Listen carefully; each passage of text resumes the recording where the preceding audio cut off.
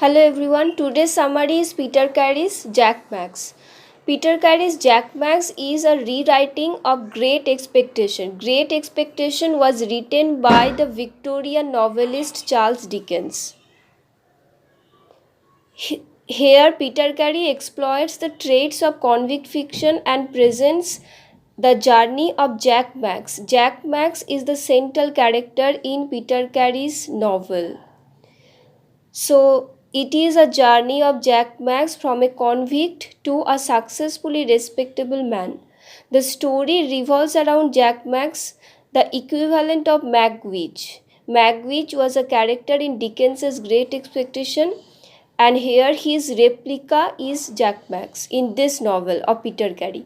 His quest to meet his son Henry Phipps, equivalent to Peep, who was mysteriously disappeared, having closed up his house and dismissed his household.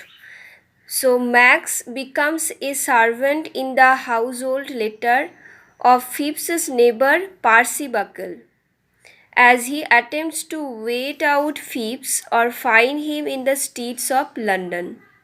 He eventually cuts a deal with the young and broke up and coming novelist Tobias Oates, a disguised Charles Dickens. Here, Tobias Oates is a character who is the replica of the novelist Charles Dickens himself.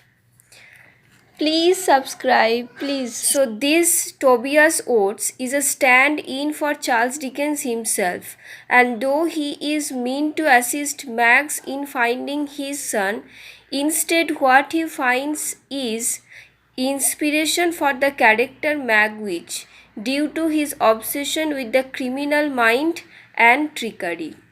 The story begins as Max returns to London after spending 24 years in Australia.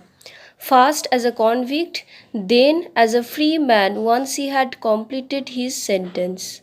It was the practice in the early 18th century to transport criminals to the far-flung British colony in the Antipodes. As he was a convict, so he had to suffer that. Once the convicts had completed their sentences, they were required to remain in Australia. If they dared return to England, they would be hanged again. Some of the former convicts wasted away the rest of their lives as free men or women, carousing, drinking, and longing to go home. They wanted to go home, and by drinking, they forget all that things. But Max belonged to the latter company. He set up a brick making factory in rapidly growing Sydney and accumulated a fortune. Like the first group, though, he still dreams of home, the long mellow light of English summer, and would build London in his mind with his brick. So he was one of the members of the second group who adjusted and prospered in the developing colony.